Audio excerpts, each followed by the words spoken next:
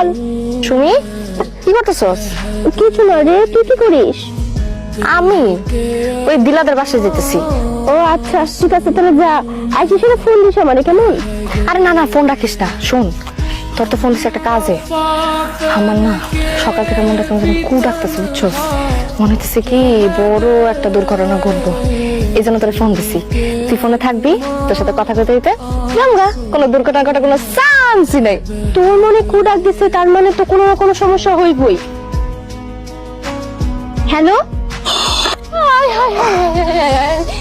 আমার রুটি তরকারি সব পুড়ে গেছে। আল্লাহ, আমি কত কষ্ট করে এটি বানাইছিলাম, সব যে মাটিতে ঘোরাঘুরি খাইতেছে।